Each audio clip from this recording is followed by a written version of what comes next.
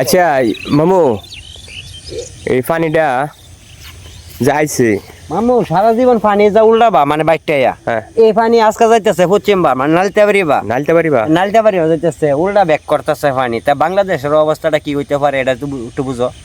আচ্ছা এটা মানুষের তো ক্ষয়ক্ষতি হইতো না মামু ক্ষয়ক্ষতি মানে কি ধান ক্ষেত লত মূল্য কালকে দেখো তলে যাইতেছে এই যে পাতা দেখো এই যে নদীর উপরে ধান্দা দেখা যাইতেছে ধান ক্ষেত তলে যাইতেছে এই যে বর্তমানে দেখো জালের খোঁড়া বাইসা কোনচিতে বাইরে যাইতেছে পানি দেখেন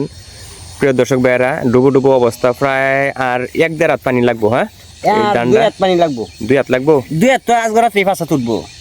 আল্লাহ তো সর্বনাশ হয়ে যাবো এখন তো বিকালবেলা বললে সন্ধ্যার আগ মুহূর্ত যদি তো রাত্রে যদি পানি বাইরে যায় মামু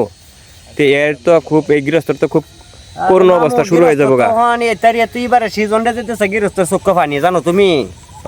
1400 রোজের কামলা লই হাইরা ধান কাটছে আজ গাই যে হগলে কত লই 7টা কামলা কাটছে মনে দেহ যে ধান পাইছে 11,000 টাকা গুলা কামলাটা গন্যা দিচ্ছে 11,000 টাকার দানি নাই তো কামলার চক্ষ পানি না একটা করে গরু বেচছে আর কামলার বেতন দিতেছে দান্ডি কর কথা। আরে মামু তুমি ভুল কইতেছো কামলার চক্ষ পানি না গৃহস্থর চক্ষ পানি? আরে মে গৃহস্থর চক্ষ পানি কামলার চক্ষ তো হাসি কামলার চক্ষ হাসি হ্যাঁ উল্টা পাল্টা কইয়া দর্শককে কি বুঝাইতেছো মামু কি বুঝাইবার তো ভালো করে কও মামু বুঝাইছি তো মানে গৃহস্থের চক্ষ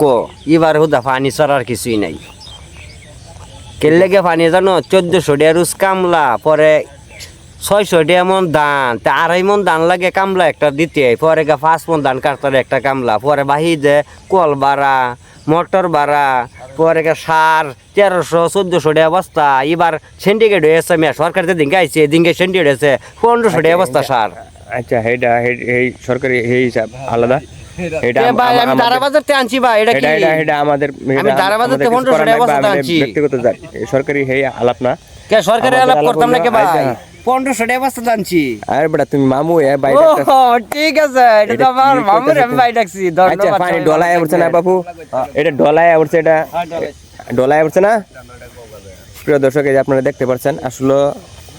যে নদীর আশপাশে যারা গৃহস্থ আছে যারা গ্রাম অঞ্চলের যে গৃহস্থ ধানের আবাদ ফসল যারা করে থাকে তাদের যে করুণ অবস্থা এখন বর্তমানে আমি কিছুক্ষণ আগেও এখানেই দাঁড়িয়েছিলাম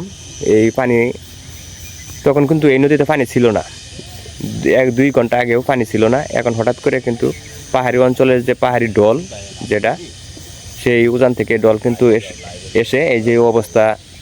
কিন্তু শুরু হয়ে গেছে দেখেন নদী ভরে যাচ্ছে আর পাহাড়ি অঞ্চলের যে আপনার ময়লা আবর্জনা যতগুলো ময়লা আবর্জনা আছে আর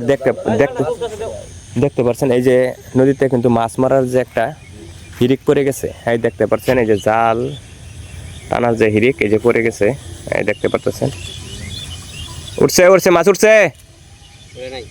আচ্ছা মাছ উঠে নেই আসলে যে পানির ভিতরে অনেক অধিক পরিমাণে ময়লা আবর্জনা সেই কারণে কিন্তু আসলে জাল টানা বেশি একটা সুযোগ সুবিধা পাইতেছে না এই আপনারা দেখতে পাচ্ছেন।